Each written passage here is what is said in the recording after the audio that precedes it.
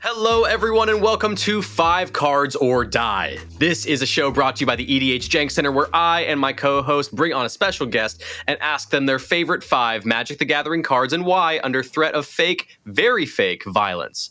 As per usual, I am your host, Jordan, and I am joined today by my co-host, the numerous Crest Lightning, everyone. Because I've been cloned. Help me. I don't know which one's the real one. Because you're a shapeshifter.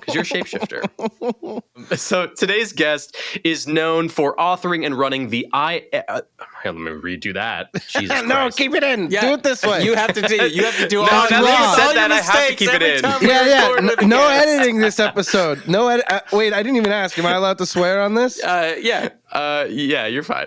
All right. Well, then keep it in. Oh, you thought I was gonna swear? I didn't swear. That was I'm good saving mind. it. That was a good little mind trick right there. But listen, everyone. Today's guest is known for authoring and running the I the Bolas article series over at commandersherald.com, but is also a podcast host through the I the Bolcast podcast, is also a very funny stand-up comedian. And I just found out today from your Instagram that you are a beat maker and music producer. Everyone welcome Mike Carrozza to the Jank Center. Oh yeah, thank you. All right, now tell me about this. Oh yeah. I've been playing music my whole life, and I kind of know my way around a couple DAWs here and there. But Yeah. I never really used it beyond just like a friend of mine is like, hey, can you help me out with a theme song? I'll be like, yeah, here it is. Or like when I run a podcast, I'll do the music. Dope. My girlfriend so cool. is a cartoonist, and she's animated a couple things, and I've done the sound for that. And That's awesome. It's amazing. yeah, it's been fun. It's just I haven't really turned it into anything, and just had something fall through for like a trip to LA where I was supposed to be out there for a wedding. Yeah. So I'm just kind of being like, hey, I guess now's a good time to be like, hey, commission me for something, and I'll make you music. Why not? Instead of just sitting here and being like, I wonder if I could just make sounds for myself. Maybe some people want them. Wow. For money. Yeah. That's so many. That's so many synergies. I just want to address this. There are so many similarities between Mike and I. We were both born in Montreal, Yes. in Canada. Boom. We are both Italian. Obviously, both of us Italian. There's no way around it. Yeah, you can see people can't see it, but I have my chest open. The There's chest lots of hair here. Here's so. the thing. I'm the least hairy person you'll meet, though. I'm like, For real. See, that's not what makes me Italian. You know what does? What? It's the everything else. It's the hand talking. It's the yelling. It's this dumb little mustache I have. My fucking nose. I'm a big old Italian boy. I can't communicate with my family without yelling because otherwise we're not really talking. Yes. Yes, Marissa yeah. always gets on my ass about my partner, Marissa. She's always getting on my ass about how loud I get. Because my dad, when he's talking to his relatives, this happened my whole life. My dad's the Italian one. His voice goes up by like 30 dB. Yeah. When he's on the phone with the relatives. So that imprinted on me as a child. And whenever like we're on FaceTime with Cress and their wife, I'll be like way up here and just like talking now. I feel like I'm saying regular words, but I'm definitely raising my voice. She hates it when I do that because I'm like right in her ear. Yeah, fair. Anyways, we are also both writers for EDH Rec / Commander's Herald. We are also both. I am also a music producer, so that's kind alright. of crazy. What are the odds? Magic content I don't creators do who also produce music, any of that. who are also born in Montreal. That's true, but that's okay.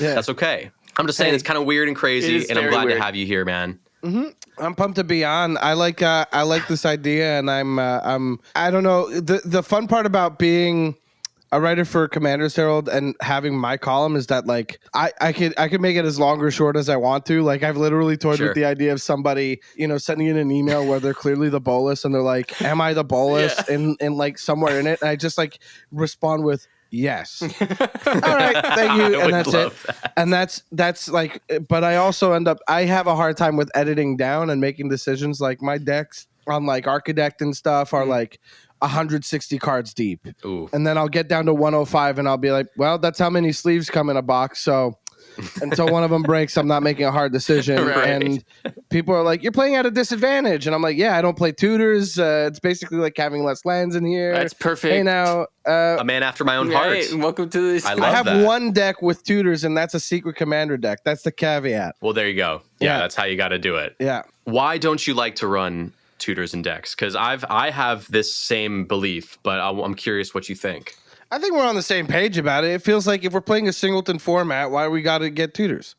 I understand what they're for. They're to kind of bring up the consistency of a deck. Like in a deck that's like CDH, you can't not run tutors. That's for sure. Right.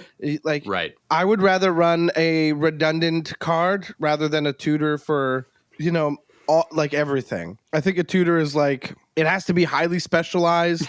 I feel like a tutor has to be like, there's a good reason for it. Like I said, I have this Mardu deck I just threw together when Fallout came out. Because I love Ariette of the Charmed Apple. Yeah. 3-Dog Yes. Galaxy News DJ is a lot of fun. And I thought, okay, well, it'd be fun if I could partner these together, which I will when that Pride event happens. I'm going to give that deck a real spin that way. But instead, I have Gen at the helm, and I have a couple tutors in there so that I can go get my actual commanders, which are 3-Dog first and then Ariette. That's so cool. That's really cool. And it's been a fun deck to run, but like obviously there's some days where I play it and I don't get a single tutor and I just run it like a bad Gen deck. And other times where I get Gen, I don't even need the tutor because I draw into my guy, and so that's part of the fun to me is like, oh, I just drew into this thing. 100%. There's part of it is luck, and then I have the skill to like work with what I've got. I don't need to go get the exact perfect thing. Yeah. I want there to be like a variety to the games that I'm playing. When I came back to playing Magic, and dipping my toes back into Commander, it was like 2012 or 2013.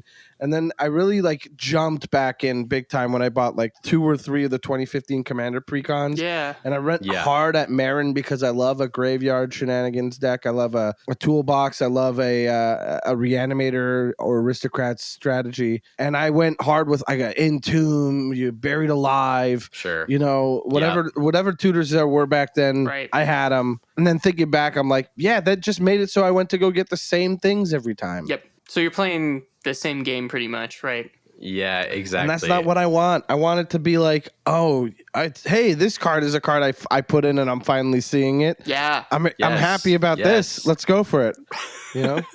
We have an ongoing sort of bit with our friend group where one of our friends, because I will completely forget a build that I made after I've sleeved it up. I just don't remember it. I know what the deck does. Because I remember the commander. Fair. But so oftentimes I'll be like, I put that card in here, and so when I draw it off, it's like Christmas. It's like Christmas morning. It's just drawing off the top of the deck. I love that. That's fun. It's that heart of the cards feeling, like ripping that thing that you exactly needed off the top, or misremembering, being like, oh yeah, oh my god, this is in here. That's a great part of the game. Great little part of the minutia of playing Magic the Gathering. And I agree with everything you're saying, Mike. Honestly, I ran tutors when I first got into Commander, and then very quickly as I sort of developed the philosophy that later became like the whole Jank Center pathos or ethos, whatever you want to call it. I was like, it's becoming too efficient. I'm playing the same game over and over and over again, and that's just not what I want my gaming experience to be. That's it. Especially in a format that allows for us to choose from a myriad of cards to put in a deck. History of the game. Yeah, I wanted to ask how we always start off the podcast with asking our guests how they would like to be threatened. Yep. So I wanted to pick your brain. How would you like us to threaten you, Mike? I think the way I would like to be threatened is I'd like to be brought up to space. Okay. By you guys, Ludacris and Tyrese and the Fast and Furious 9. Oh, the Fast and Furious cast. Sense. Okay. When they go to space. Yeah. I'd like to got brought up to space. Like the guy who did that Red Bull stunt, who went to space and then dropped down. Yeah. And then I want you to just drop me down, but then where I'm supposed to land, you have like a glass of water a couple inches over. Yeah. Okay. I think that. Oh, that's cool. Yeah, like a cartoon, like an old like a Looney Tunes kind of vibe. Wile E. Coyote or and make sure I have a cape or something. Yeah. Okay. No, that's easy. How I want to We have the budget for that. Super Easy. doable. Yeah. I will die way before I hit the ground, and when I do, I will crater that area and splatter a town over. But it's still like I think there's still potential for a laugh despite how gory and morbid it could be. Right. Like Yes. somebody hearing the story, a year or two later without seeing the images will be like, hey, you heard about this guy that they dropped from space and he like tried to dive into a glass of water? And like, what? No, what an idiot. And then you look it up, you're like, that's fucking hilarious, dude. That's what I hope for. All right. Instead, and then when they find the actual images, they're like horrified. Yeah. Because it's Gotcha. It is scary. Well, And hopefully disgusting. that's not going to happen though, because you're going to tell us your 5 favorite Magic the Gathering cards. See, here's the thing. I don't know that I will. Oh, I mentioned earlier, I am bad at editing. I can't pick just 5. yeah. Am I the first person you're going to have to murder? Well, I hope not. So, Mike, thank you for all that info. We're going to be dangling you off that space station platform right now. We got your cape in our hands, and first, I want to ask you though, what is your content all about, and how did you get into Magic the Gathering? Oh, sweet. This is easy peasy. I got into Magic the Gathering because I was a little nerd boy growing up, and I like cool stuff, and puzzles are cool and sweet. And you find out about a card game from your cousin who played it, and you're like, what is this? And you log on to the internet while make sure the phone's not busy, and you ask for permission from your parents before you go find a non-search engine because you found the website on the back of a pamphlet for a game that you wanted to check out. oh boy. Wow. Man, I was like 9 when I looked it up, and then my folks got me 7th edition beginner's kit that came with a CD that had a tutorial on how to play. And then when you finish the tutorial, it was like, hey, sign up for Magic Online. And then I was like, $5? Who's got that kind of money? Right. And you got to be on the internet. That's not even allowed. You got to ask my mom for me. Right. And so I played the hell out of that tutorial, but it came with a green deck, and I learned how to play that well. I had some friends that wanted to learn, taught them. And so I've been playing Magic for a long time. Got back into it around the time Commander was being supported by Wizards, and it's always been about the social aspect to me. I love the game, and yes, I'll be a little sweaty when I'm at a pre-release. It's a fun time, but it's still a tournament, and I'm like, I don't play competitive, so it's 1v1. I am going to be a little bit more brutal, but I love a game where we're creating experiences. Yeah. And sometimes, as someone who came up as a comedian, I've been a comedian for a long time. I've been a social butterfly. I've been performing in a sense since I was a child, and I am very good socially. And I feel like that's something that not a lot of people have to them. They don't have that self-awareness. They don't have situational awareness. Yeah. And so for my content, when I was chatting with Jason Alt, when we were talking about, he was telling me about how he was starting Commander's Herald. He wanted to get a group of people to write for it. We talked about what could it be? What's something that we do? And we landed on this, am I the Bolas? Just like Nico Bolas. Am I the villain? Am I the asshole? Essentially Reddit's Am I the asshole? Right. But for Magic. Because sometimes people are asking themselves these questions like I did this, and I'm realizing now maybe it's like a social faux pas, but it was never explained to me, and I've only been playing for a year. And am I unredeemable? Is there anything I could do better? And so that's my content. I write an article series called Am I the Bolas over at commandersherald.com. It's a weekly column where people write in and tell me their stories or send in Reddit threads that they want me to write about situations like who tracks commander damage, or this guy was rude to a child at an LGS. Hey, this guy keeps showing up with an anime titty girl playmat that doesn't look like she's having fun. And I'm uncomfortable. Who do I talk to? Right. That kind of stuff. And so people write in, and I'll be like, you're not the villain. Right. Here's some things you can improve on though, or here's what you can do to make it better for yourself, versus, hey, you are a bit of a villain, and here's what you did wrong, and it's okay to be a villain. Sometimes some people are unabashedly unredeemable, and that is what it is. They're the kind of people that I don't invite to my table, but Sure. They're fewer and further between. So that's the content. That turned into a podcast where we have people come on to interview about their Magic stories where they might have been the villain. They could be the Bolas, or their Magic pet peeves. Rachel Weeks came on to talk about a time where she was playing a fan who was an older lady who was new to the game and was playing an angel deck, and Rachel could have killed her with a Lord of Tressorhorn with infect damage. That would have been bad. Chose not to. Very kind. So, that's the story versus, a pet peeve of Jason Alt's was like wasting people's time. Like if you're a distracted game, like distracted gaming's a big hot topic with a lot of people calling in.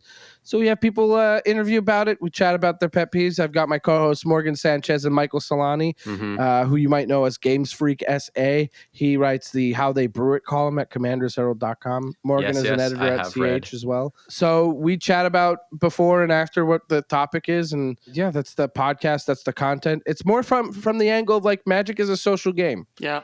And there are a lot of unwritten Magic rules, surprisingly. As dense as the rules are, there are still some unwritten rules. Like, hey, don't scoop the combat damage, you dick. Like, it's an unwritten. There's like an unwritten social contract that I think we all engage with when we enter a game. Some people aren't aware of that contract and definitely breach the terms from time to time. Some people need to learn it, right? So if you're new to a table and things like that, and each table sometimes twists and turns those unspoken rules to their own play group. Sure. Yeah. There's definitely things that might fly with a private play group that doesn't fly with people that you just met in an LGS. Right. That's for sure. Absolutely. Totally. There's a big difference between the two. But that was lovely, Mike. Thanks for sharing. But guess what? I don't care because I'm about to dump you off this space station, man. Oh, no. If you don't tell me what the 5th card on your list is. A 5th card on my list is Brash Taunter. Brash Taunter. I don't even need to look that up. No, you already don't. know. I love that card. Brash Taunter is a gem. Brash Taunter is a 0/1 indestructible goblin. No, he's a 1/1. Sorry, a 1/1 indestructible goblin for 4 and a red that says whenever Brash Taunter is dealt damage, it deals that much damage to target opponent, and it's for 2 and a red and tap. Brash Taunter fights another target creature. Brash Taunter is so fun. Yes, I prefer the older art to any other version, like the original art versus like Murders at Karlov Manor Commander version. Look, I get that they wanted to switch up the art a little bit, but there's something just so funny about like Villenov's Brash Taunter, which is just like such a shit-eating grin on this goblin who's like, "You want to fight me? I'll take. Come get it," and the finger. Yeah, like, he's like, and I'll tell you one more thing. Yeah, good. Yeah. And another thing, I just love what I love what a little piece of shit he is. You know what I mean? It's just such a fucking little. Sure. He's such a little. Oh my god, I love it. Brash Taunter is the card that made me build my Savine the Chronoclasm deck as a Brash Taunter deck. So I've got all these effects, like a Boros Reckoner, a Mog Maniac. Brash Taunter is like one of many of those now, and God, it's so fun to play that deck.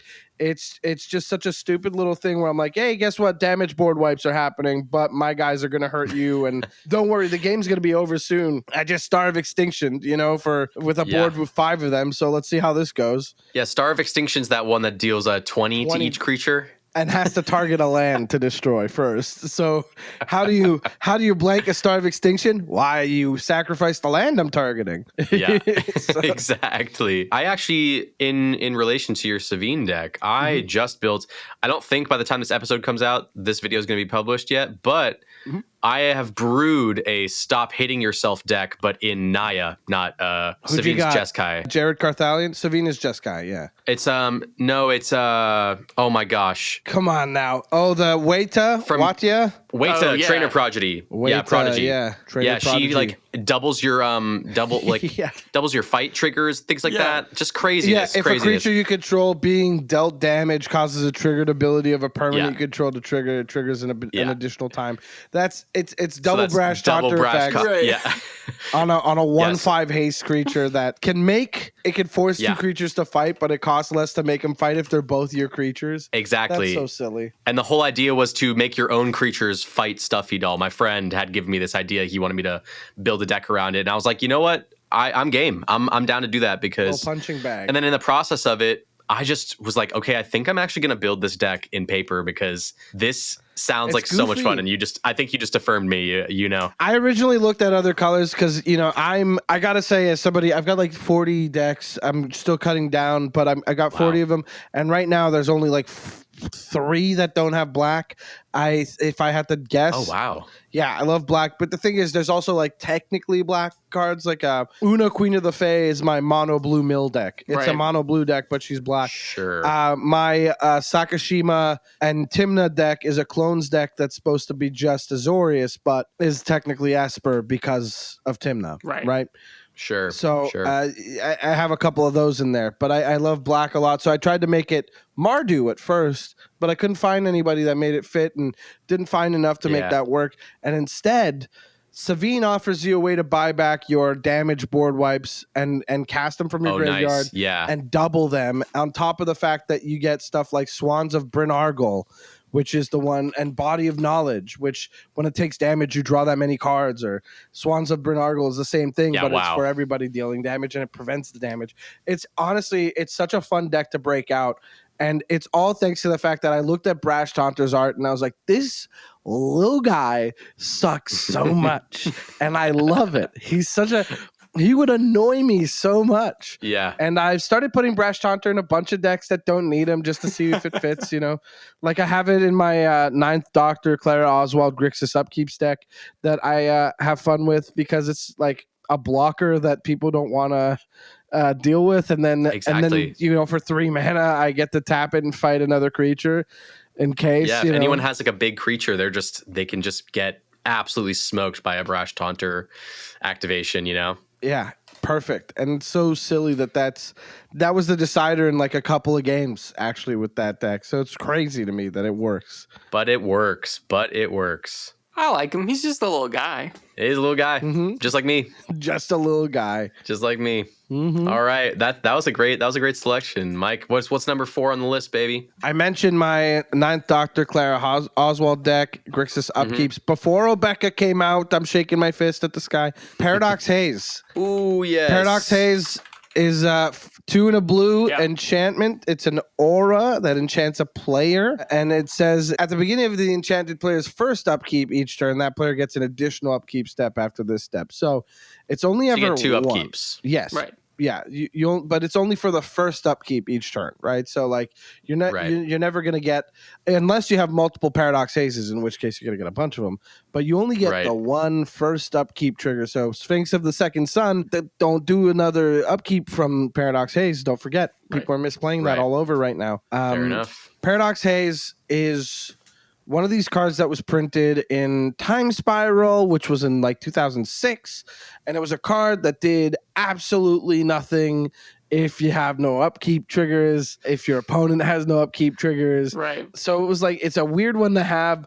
I think in some sense it was like at the time they were like, how do we like destroy cumulative upkeep while also making it interesting? Yeah, sure. That makes sense. Yeah. So this is an interesting card space that I've always like earmarked as like a cool card. I've always thought, oh, this is interesting. Hey, I have a 4-drop commander with an upkeep trigger or something. Maybe I can play this out on 3, play them out on 4, get double upkeeps the turn after. Like, oh, that's not bad, Yeah. Just earmarked it, and then all of a sudden you've got this whole deck that I built out of it, and I'm like, this is so fun. I finally found a way to make this work better, and it feels amazing. Like, it's such a silly little card that on its own, nothing. Stone, nothing. Right. Double the upkeeps. What's that going to do for you? Nothing unless you have something else in play, and that is so much fun. I think what's cool about this card is that you can enchant whatever player, right? There's so much you can play around with. I wonder if there's like a way you can do that in like a John Arenicus and like give an opponent like a creature with a really bad upkeep trigger. Right. Absolutely. And then like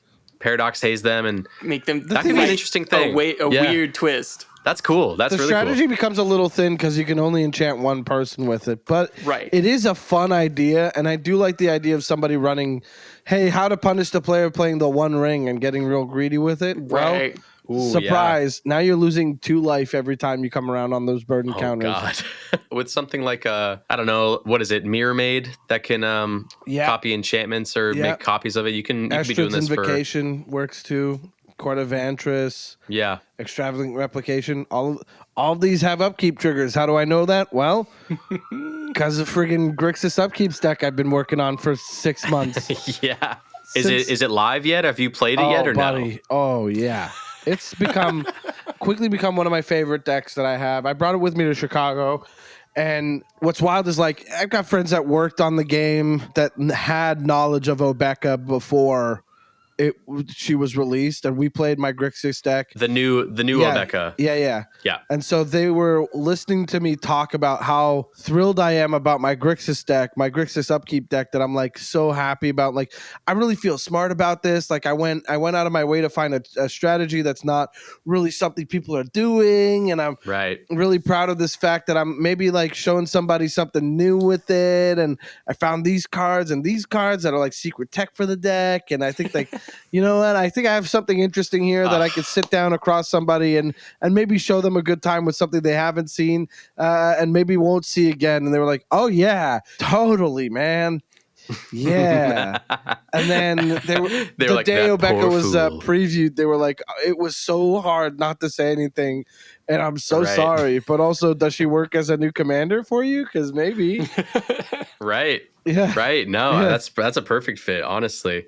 That's so cool that you have a friend who is on the inside. That's awesome. A couple pals on the inside, buddy. Well, I've known Rachel Weeks for a long time, and they get the cards early for game night. Oh, nice. Sure. You know, when now looking back, like the day that Obeka was previewed, I thought back on because Rachel had messaged me like, "Hey, you know that deck that I played against in Chicago? I'd love to take a look at the list." I'm like, "Sure thing. Here you go. Take a look at it."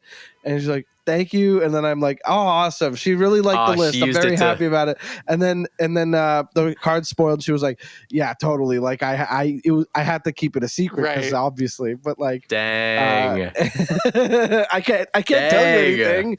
And so I was like, sneaky. "Oh, I thought you were excited about my deck." She was like, "I am excited about the deck, but also, what do you think? Is she going to be the leader of this deck?" And I was like, very different vibes to she's a very different commander to the Ninth Doctor and Clara Oswald. Sure. Anyway, I thought that was a fun include. I really like Paradox Haze, and it's the inspiration behind a whole bunch. That's a really cool card. I dig it too. And yet I'm still not convinced. Cress, how you feeling? I'm just looking at our oxygen levels up here in space. I'm just trying to make sure, nothing goes wrong, because it has to be our choice if we drop him. Yeah. So we have to, I gotta make sure just in case we decide not to, we need to have enough oxygen in there. Right. Yeah, totally. I appreciate you being so responsible. I definitely forgot to pack enough oxygen. I didn't check. Okay. So we came up here unprepared. I don't know. I didn't even think I was coming down, so I didn't pack anything. Yeah, that makes sense.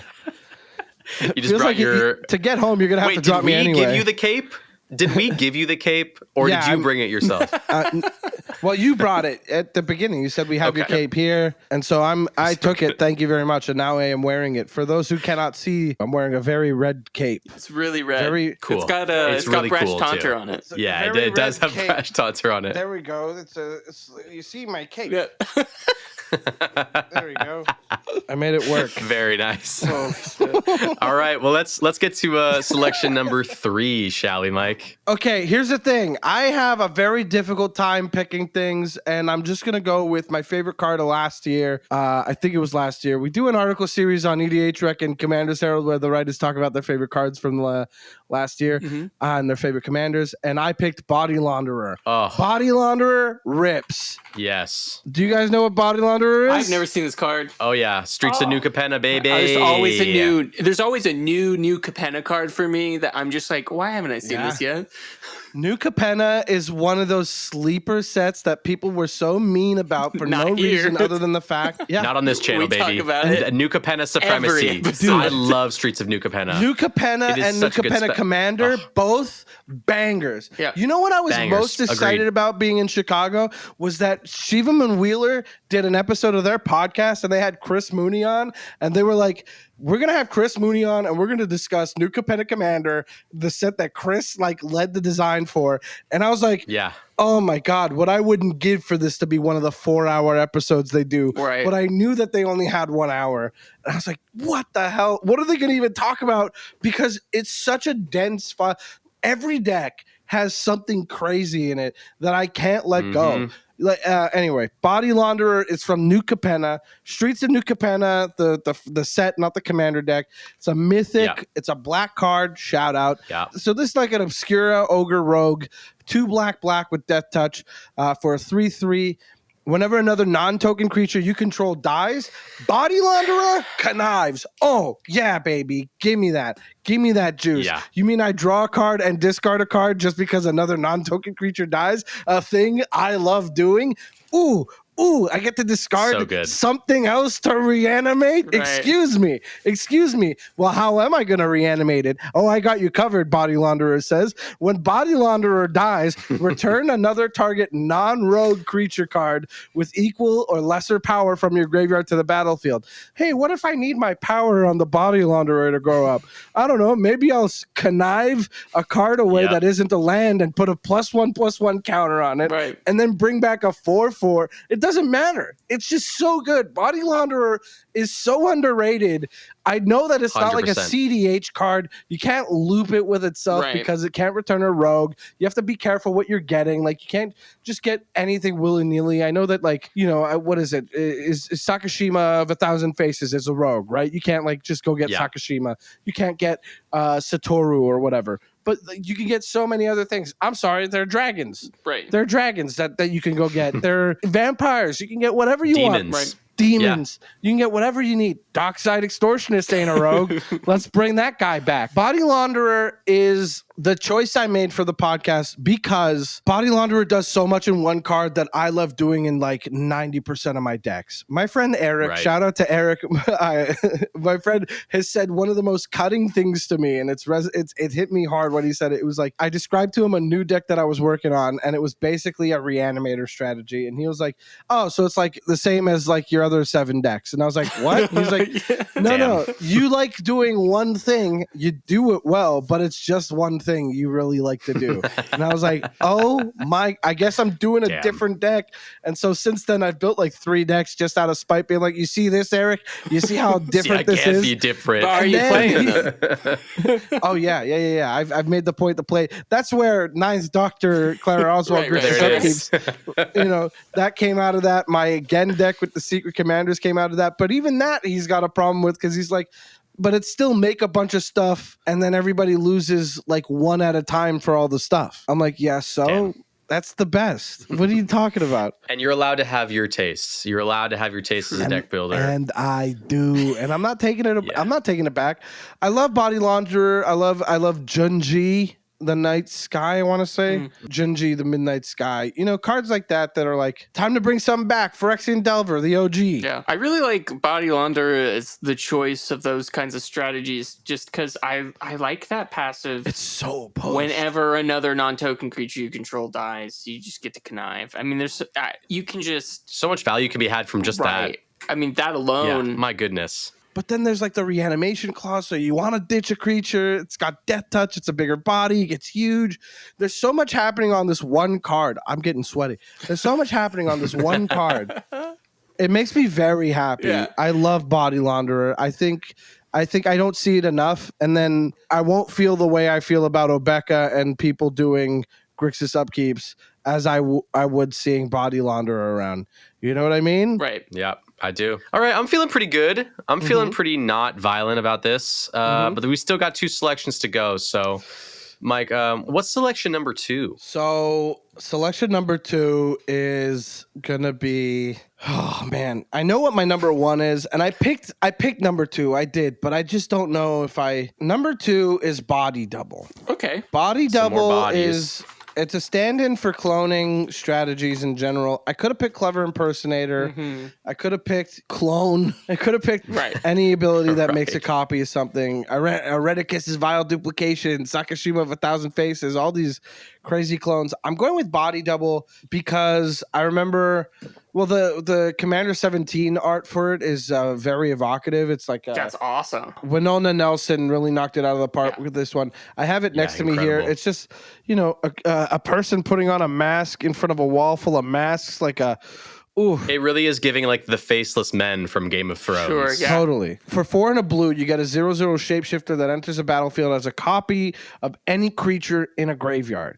It enters as a copy. It's not targeting. Obviously, it's still a clone.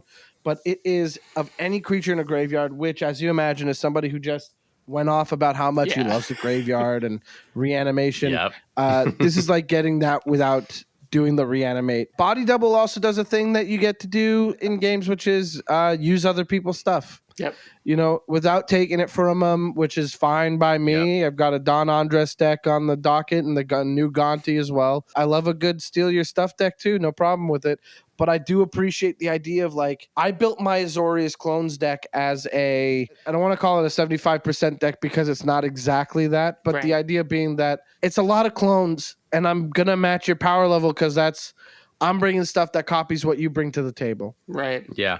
And that's what's fun. So I like body double for a stand-in as for all clones and that kind of experience, which is like, if you're ever wondering how to match a table's power level, sometimes you want to bring a deck that's just like a lot of cloning stuff. Yeah. So you can take their stuff. You're always a little bit on the back foot if you're copying their stuff because they're playing it first. You know what I mean? I also think cloning is just like a great workaround for if you don't, at least for me, like I've said before, your boy's got anxiety. I don't necessarily like stealing people's stuff and being like, sure, fuck you in particular. But it's nice because clones are like, ooh, no, I'm going to have my own version of what you have. I'm not taking what you have. Totally. I'm just going to do it too. Creating my own version.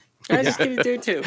I'm going to do it too. Yeah, that's exactly. Fun. I like particularly the fact that you can pick any graveyard. Yes. And just in general, cloning from graveyards, I think it's really fun. It's interesting. I have a self-mill deck that's just about just milling my own at my own pace. I play my own game of solitaire, and this is one of the cards that's like, oh yeah. Yep. Well, let me just, that's in the graveyard. Cool. I'll just remember that for later for whenever I got enough mana to play body double. Whenever you need it. Body double is a great one. I love body double a ton. Yeah.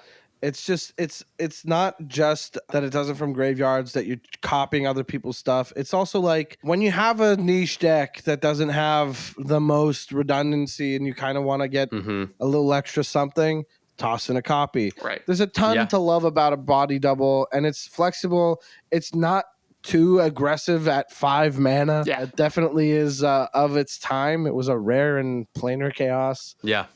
So that's what it was from. I have a soft spot in my heart for body double, and it's also compounded by the fact that the new art on it by Winona Nelson is incredible. So good. Yeah, it's so good. It's so that's good. Actually a great segue into what I wanted to ask you about before we get to the number one selection here. Yeah. I wanted to ask, it's clear that that art is a big factor for you in your selections. You've mentioned it twice now. Is that something that plays into your commander selections in particular?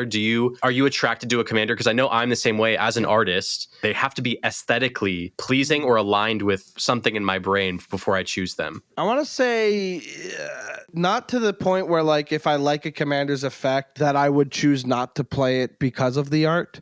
But definitely like it is part of the appeal. Like I have zero interest in the new Vanifar from Murders at Karlov Manor. Right. Zero interest. Sure. But the art looks cool. So I'm like, hey, this is a card that I'm thinking about now. Yeah. I can't think of any cards that would dissuade me from the art, because the other thing is Magic art is just so good. Yeah. The problem is there are some cards that the art I don't like at all. And there are times where I try to seek out a version of it that I would prefer to play over the version that has that art, or like more likely the frame I dislike, with all these new treatments. Frames are big for me too. But that said, I love the art, and I don't look at it like I'm not going to play this commander specifically because of the art, for example.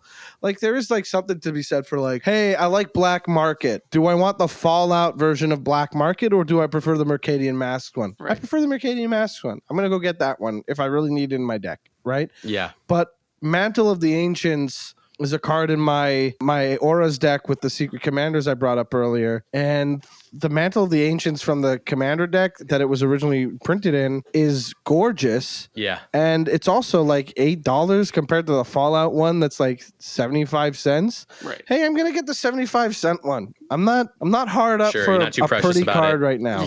Yeah. Maybe one day. So it's like that's one of my goals, I think, eventually, is to get to the point financially where I can get all the prettiest or my favorite versions or borderless. That's my kind of favorite type of card, is just the full art borderless treatments. Not really too big into foils myself. But I would love one day to just sort of like get every one of my decks, have a full list of just all the arts that I prefer, all the things that, Totally. blinged, but not necessarily completely Sure. in that sense. I do have an example of this. My Lizolda the Blood Witch deck is my signature deck. It's my only double sleeve deck. It's the only deck that has its own. I don't have a deck box for it. I have a whole operation. You know what I mean? Right. I've got this whole thing for it. This is one deck, right? It's got all the tokens. I've got specific dice for it. It's my only double sleeve deck. It's one that I only will bring if I'm driving somewhere. I won't fly with it. It's and it's got a Phyrexian Tower in it, and Phyrexian Tower has been reprinted in Ultimate Masters with the borderless art and in foil, whereas the original I don't believe is in foil and or available in foil. I prefer the old art on it, so I'm keeping that one as the version that I want. Right. Rather than the one that I have a Phyrexian Tower foil, and I've switched it out thinking maybe I'll get used to it, but I'm just like, no, I miss the way this looks. So it has had an effect on me in the way that it'd be sick if I could get this in foil. It's not available in foil with this border, this art. So I did favor it over the other one, but it's not like if I was like, oh, I want it completely foil deck. Well, then I wouldn't have a problem switching it out for the foil one. You know what I mean? Right. This is more like, this is my, hey, is this available in this treatment? No. So it's the best one we got. Cool. Then I'll go with that one with the art I prefer. Yeah. What about you, Chris? Well, I don't have a lot of money, so no, but like for visuals, do you select things based on the visuals? I was going to bring up a art? question on how you both feel about special art treatments when it comes to like secret layers and stuff like that. Something I've not been able to participate in. I don't have the finances to, but there's often times where there's a specific artist or a specific style that I'm like, oh, that really is a cool.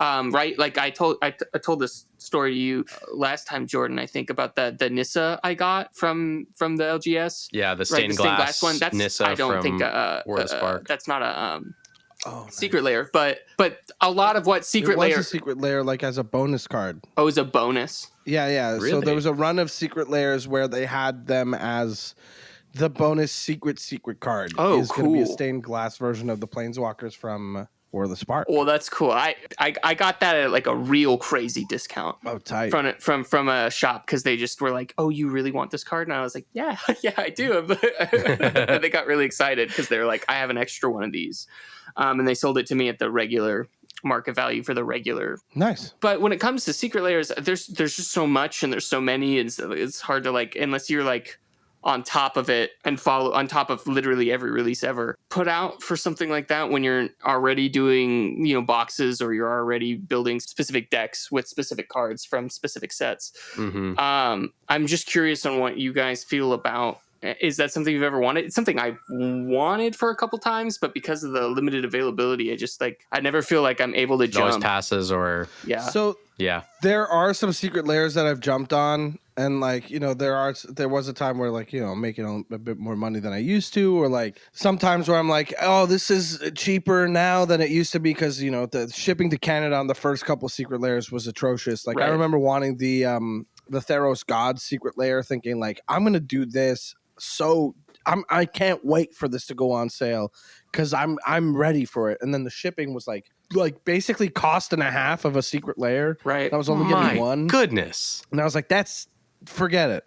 We're just in Canada too. It's not like you're shipping to Europe. I was living in Toronto at the time, and I had a buddy of mine, and I was like, the boys in the Commanders group, Sean and Andy. Yeah. I was talking to them like, does anybody in our play group at the time, I was like, anybody want to get in on the secret layer? Like, shipping's ridiculous. They were like, not really our thing. And I was like, damn, if shipping could have been split a couple ways, I probably maybe would have pull the trigger on that. And then years later, the shipping's gone down considerably. They figured it out, so it's nice. There have been some secret layers I've bought into, the Stranger Things one. It was one of those situations where I bought it not because I like Stranger Things, but because the Walking Dead secret layer sold really well, and I needed a Rick for a humans deck at the time, and I was like, well, I can't get one of these anywhere, and these are only going to exist when they're printed by secret layer, and I'm really annoyed that I like Will I like Will and Mike in the deck, and I'm so upset. And there was no mention of like the eventual printing of them in the Innistrad, basically. So I was like, God damn it! So I bought a couple secret layers. There's a couple that I bought Sheldon's secret layer too that we're looking forward to in July, and I got a couple secret layers like that I enjoy, but I don't really like if it's possible to get them in singles. For one or two of them, I'll pull the trigger on them if they're really, really cool. Right. But otherwise, I don't know. I like the regulars fine. Yeah. I think for the cost, if I were able to like invest that money, sure. Like if I had that money to burn, totally, I probably would partake in some more secret layers because I do love some of the art treatments on some of the releases. Totally. There was one around Lord of the Rings that I thought was really, really gorgeous, and I wanted to buy it, but it was just it was too much. I couldn't justify doing that. And to bring it back to your question, Jordan, yes, I will most likely pick it's sort of like I see something and I go, that's really interesting. And then that sort of sparks, right? Like in one of the episodes that we did before this, we talked about how there's just like a werewolf in the art of a card that Jordan brought up on the I was like, yeah, okay. So now I want to make a werewolf deck. So it heavily influences your decision making, right? If I want to like dive into the lore on a particular character or something, I have to like the character, and usually that's dependent on whether or not the artist has depicted the character in a way that's interesting to me. I think for me, it's like, yes, the art will have some bearing, the frames will have some bearing. Sometimes I'm just like, yeah, Tim Toronto, Gold Sabretooth makes his proxies, and like this is a Dimir talisman, right? Those are so cool. He makes a bunch of really cool stuff. Like this is a treasure token. It's $1 with dockside extortionist on it. I love that. Cool. Here's Sakashima, right? Yeah. Like cool versions of things are out there, and you can get them from other artists. They don't even have to be Magic, like made by Wizards or whatever. You can get some cool stuff out there for sure, and you can find something that if the art doesn't speak to you, you can find something that does. Right.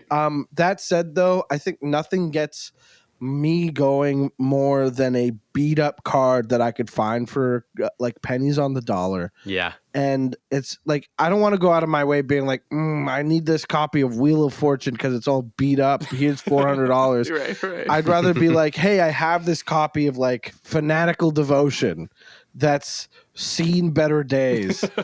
I'm keeping it in my Thalys deck because it's beat up and I like the look of it, not because it's the best sack outlet there is. Right. 100%. I agree with that. I think Ristic Studies did a video sort of romanticizing that whole concept. But thanks for humoring me, kiddos. I do appreciate it because I was just wondering if there was a connection between being an artist and the sort of visual aspect of the game, and if that attracts us to or plays a part in our affinity for it. To that point, I would say I don't think that's necessarily a one-to-one. Right. I know a lot of people who aren't artists that are way particular about their art on the cards. I'd be remiss not to mention that, like, hey, some people are artists in the way that they do accounting, and that's their thing. Sure. But would it qualify as an art? Not in my book. I wouldn't say. I'm so sorry, Toby, in accounting or whatever. But yeah, and yet he's super particular about what kind of art styles he likes. You know what I mean? Yeah, fair enough. Fair enough. Well, listen, you better watch your mouth, Mike, because your fate rests in our hands. Okay. We're at the #1 selection. Easy. This one wasn't even a thought. Oh, okay. Oh, really? Yeah. Okay. My favorite card of all time in Magic the Gathering. It's pretty well documented. It's a card that I've loved since I was a kid. And I finally got an Invasion foil when Face to Face did a sale a couple months ago. And I sobbed when it came in the mail. Really? Phyrexian Altar. Yeah, absolutely. Phyrexian Altar is my favorite Magic the Gathering card. Phyrexian Altar is a 3-mana artifact that says you sacrifice a creature, add 1 mana of any color to your mana pool. That's it. Simple. Yeah. Simple. And I love the Invasion one because, you got Sabotavik just torturing somebody and about to sacrifice them to the altar. Yeah. And you've got that flavor text. Your life was meaningless, but your death will glorify Yawgmoth. It's so rich. And it's Ron Spears art, and the angle's all weird, and I don't know how to look at this card. And I remember as a kid thinking, why would I ever play this card? this looks stupid. What a terrible card. And this is the rare. This is the rare you got in your pack. I'm talking to my friend John. Hey, John, this is the pack you I'm so sorry, man. That sucks. Better luck next time. Can't believe you opened such a dud.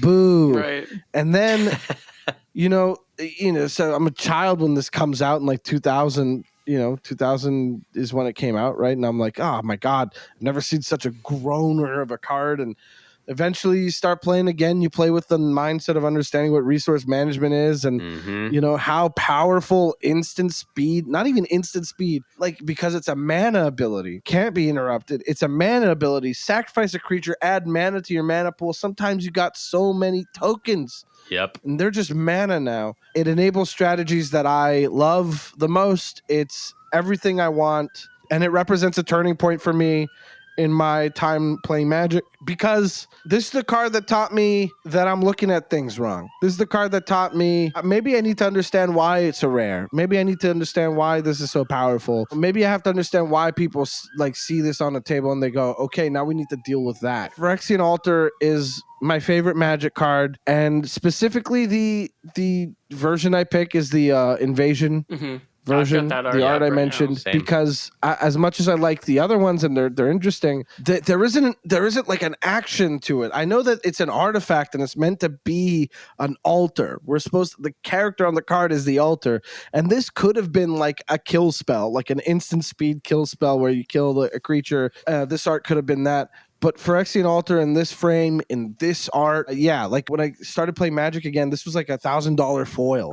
It was the only foil available. Wow. I was looking at it every now and then being like, what if I traded a bunch of stuff and got enough credit to like buy the card, and I really want this. It'd be fun to have on my wall. And finally there was a sale online that took this now $700 card down to $600. And I was like, am I getting it? And then turns out somebody, I guess, maybe mislabeled it because I got it for $200. Whoa. All credit, baby. $200 all credit. Amazing. And I got it in the mail, and I was like, I don't know, 16 years of wanting a thing, you get it. You're like, man, I can't believe that this is really here. And it's such it's my favorite card. It's going to be my favorite card for good. It means a lot to me. Immediately when you asked me to do the podcast, there was just zero hesitation. Right. It was like, well, I know what number one is. So if I'm making a list of 5, number 1, Phyrexian Altar. Now give me a couple days to think about the rest. Right. Yeah, sure. Man. May I ask why specifically you wept? Was it a sort of connection to your childhood? Is it nostalgic in that way? It's just exactly like I said. Like I've wanted this thing for like a many number of years, right? You think like it might not happen. You wonder if it's within reach. It's out of reach. You see it at $700. You're like, that's still too spicy for me to spend on one piece of cardboard. Even if I have, $300 of credit, I'm not going to drop $300 of my own non-credit money. And you think, eventually maybe I'll trade up to it. Like it just was one of those things where it was in reach, out of reach. Maybe I got a bonus from work and I was like, fine, you know what? I tell my girlfriend, I'm like, we could pretend this didn't even happen because it's going to the Phyrexian Altar, and you check the website and you're like, they don't have any anymore. And elsewhere is like an American, and you're like, God damn it. I just wanted this so bad. And then you're like, fine, I'll be responsible and not buy this card. And eventually you find it and it's $200 instead of $700 because it's like double on sale, and somebody just lumped it in with because normally they scan these cards. They didn't scan this one. They were like, hey, this one has a foil version. Do you like it? Yep. How much? 200. Sold. Don't even ask me questions. It was labeled near mint. It was perfect. Wow. And you know what? It came in a top loader. I took it out for half a second, put it right back in, packaged it, and I put it up on the wall, and I stared at it, and my girlfriend was like, over cardboard? Really? You're crying like this over cardboard? And then I explained it to her, and she was like, well, that makes more sense. And she's already seen me cry a ton because I'm an emotional guy, and I'm not just crying look, I'll cry about having cardboard, but I'll also cry because sometimes it's fun to cry. All right? Be normal. Yeah. It's fun. It's good for you. It feels good. Crying is normal and good, and I do it a lot as well. So you are not alone, my friend. That's why I was curious. I wanted to know. Well, I don't know about you, Cress, but I think that that story definitely softened my heart and loosened my grip. Yeah. I think Mike can... Don't loosen your grip. I'm going to fall here. We all have enough oxygen to make the return elevator trip back down to Earth. Yeah, we're returning to Earth, and we've only got one more thing to talk with you about, Mike. We usually do a patron question, but in lieu of that today, we are ignoring that for today. Sorry, patrons. We figured since we have the creator, the author of Am I the Bolas here on the pod. Oh, special. We would give you a live Am I the Bolas prompt. Oh, okay. I'm opening a window for this. Okay. Give me a sec. I'm ready. I'm down with that. Okay. Yeah, suck it, patrons. I'm getting something special. Hit me with it. Let's do it, baby. All right. So, I have to say before we go in, this doesn't represent my co-hosts Morgan Sanchez and Michael Solani, who normally get to vote on podcast Bolas questions. Sure. Despite the voting system being that their vote counts for 1 and my vote counts for 3, but still they get to vote, and my vote doesn't represent them. So okay, go ahead. Well, listen, if they ever come back on the podcast, we can give them the same prompts, and we'll get their get their verdict. I have them both on it. I think they'll be happy to. Amazing. So the prompt is: Am I the Bolas for wanting to scoop before a game has ended? I know, as a person with lots of feelings and emotions, I get very upset sometimes, especially in the past. I've been a lot better about this in my later 20s. Sure. But when we were all when Cress and I and all of our other friends in LA were playing a lot, and I would be like so salty and want to just quit at the first sign of like, someone remove my commander, or like someone remove my fun, cool piece. Frick you, man. I'm scooping. And I'd see that display with my friends' behavior, and I started doing it too. And I just wanted to ask, am I, or is anyone the Bolas for wanting to do that? Well, look, you're definitely not a hero. That's for sure. Here's the thing about what you're describing is more than just Magic related. Like, it happens where people write in and I'll be like, this is not just the game, buddy. This might be a seek a therapist moment. And this doesn't feel like entirely that, but this does feel like, hey, have you heard of it? Have you maybe heard of what therapy can offer?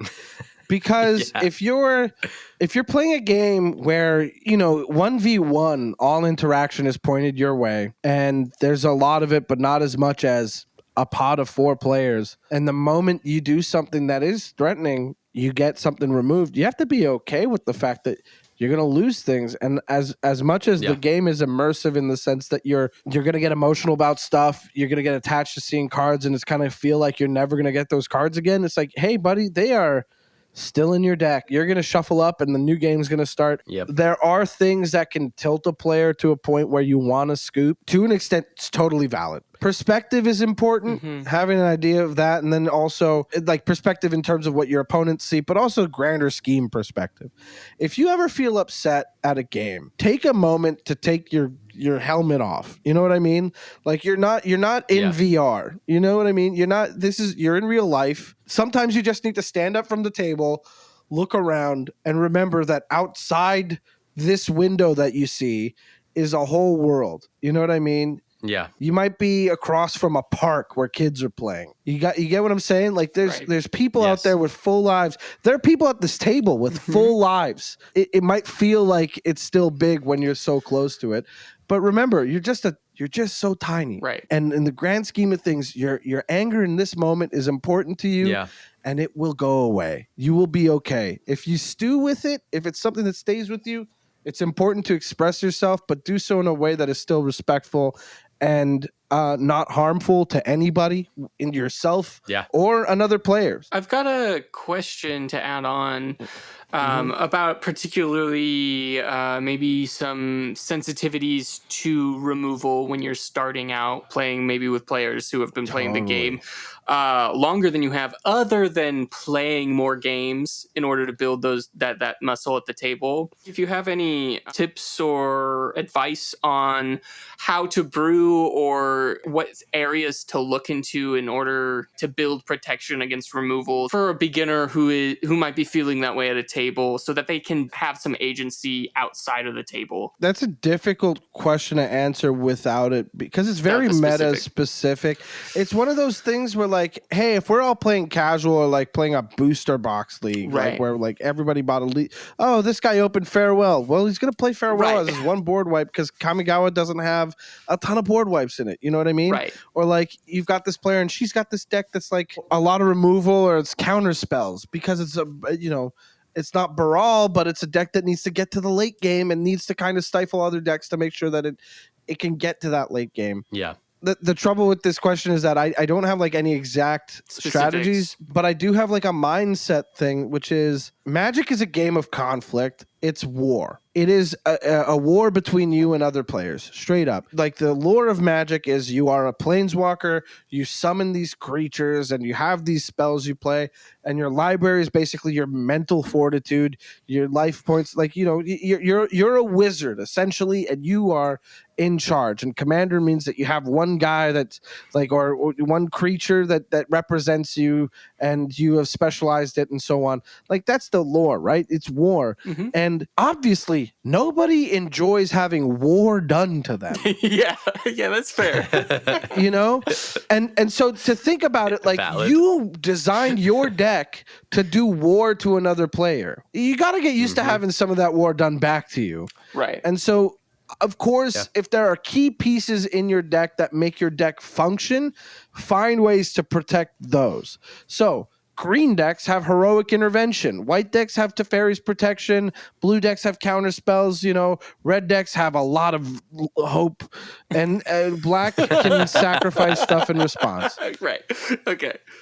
Red's got Deflecting Swap, but I thought the joke was better. Yeah, the joke was way better. Way better. Yeah. No, but that does help. Those just like basic philosophies is what I was asking. So thank you. That is. Yeah, it's well said. 100%. Well said. Beautifully said. Thank you.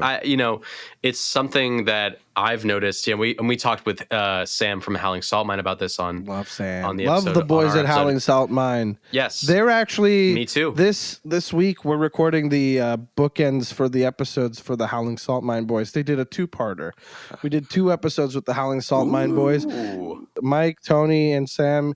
Good eggs, and Great you've already guys. had Sam on the podcast, so you know all about Sam. Make sure you listen to them. Yeah. They're a lot of fun. Yeah, please do. Yeah, they're amazing. And I one of the things we said when we were talking with Sam was, or what I wanted to express to him was, because I've been listening for so long, I've really, really admired the way that they look at the game. Mm-hmm. And I think whether they intended to or not, it ends up being obviously about MTG and having a laugh, but also it's kind of a mental health podcast in a way. And it is a lot about perspective, and what you were talking about with perspective really resonated with me, because the moment I became a less reactive Magic player, like not wanting to scoop anymore, was the moment I started working and healing and growing. Yeah, totally. Healing myself and working on myself. And I think that's not a coincidence. Yeah. It's very much a way of how you view the world at large that dictates whether or not you're flipping the table, throwing your deck around, and just, being a terror. I think what I get from those guys is that like they're approaching the game with like, let's do something cool. Right. And that's how I always like Commander, and how I always really like the game is just like, let's sit down and hope that we see something cool. This is our time to have a good time. We are enjoying a hobby of ours.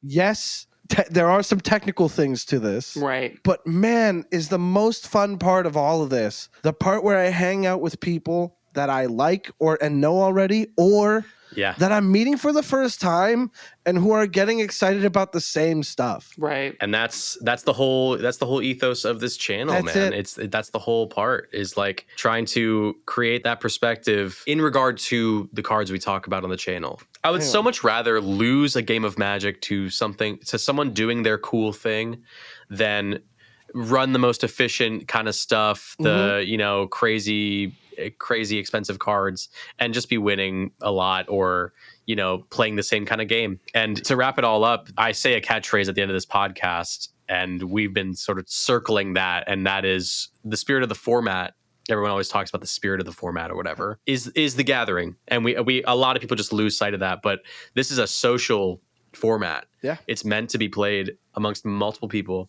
in a casual setting. And there's something really, really beautiful about that. Very communal. Absolutely. That being said, thanks for communing with us today, Mike. Absolutely. We It's been a really blast. genuinely appreciate your company. You were an amazing guest, man. So Thank you. Please plug all your stuff. Plugs. Okay. And then we'll do our plugs after. But please go ahead, tell everyone what you got going on. Oh, look, they came up pretty organically over the course of the episode, I think. But That's true. Am I the Bolas over at commandersherald.com is my column. I've described it over the course of the episode. You guys know it by now. Am I the Bolas over at Commander's Herald? Am I the Bolcast? Wherever you get your podcasts. It's I put the episodes up on YouTube too. It's just a picture of the logo with the audio on it. Nothing fancy. But you can check it out on YouTube because I take the time to do that too. Apple Podcasts, Overcast, Spotify, wherever you get them. Am I the Bolcast? You can also check out my stand-up comedy. I've got an album out called Cherubic. I've got a couple of tracks with Just for Laughs as part of JFL Originals as well. You can check that out. I've got stand-up clips on my YouTube as well. And well, you know what? If you need a theme song or music for your Twitch streams or anything, just hit me up. We'll talk about commissions and whatnot.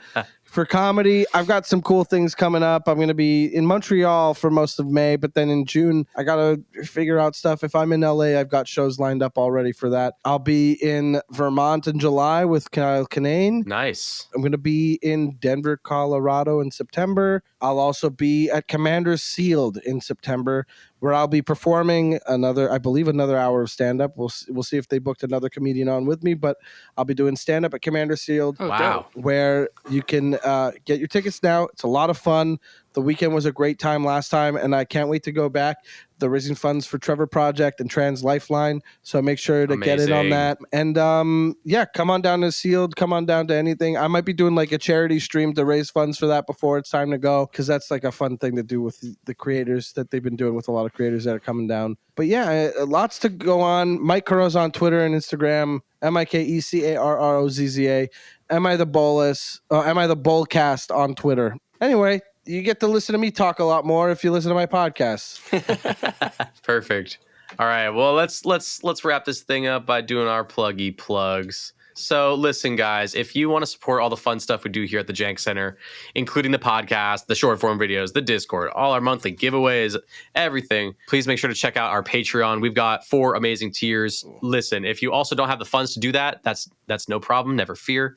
You can join the EDH Jank Center Discord completely for free. It is an amazing, thriving community. We are, at the time of recording, almost at 400 members of the Discord. Ooh. It is absolutely insane to have watched this thing kind of blossom into what it is, which is an ultra supportive, really warm, welcoming, and fun community that is filled with people that enjoy budget, janky, and underutilized cards. It's honestly amazing. Don't forget to subscribe to the YouTube, follow the Instagram, Twitter, and TikTok at EDH Jank Center, and make sure to leave a 5-star review of this podcast on the listening platform of your choice. It really does help us a ton. And with that, Mike, thank you for coming on. Chris, thanks for having me. You got any closing statements, baby?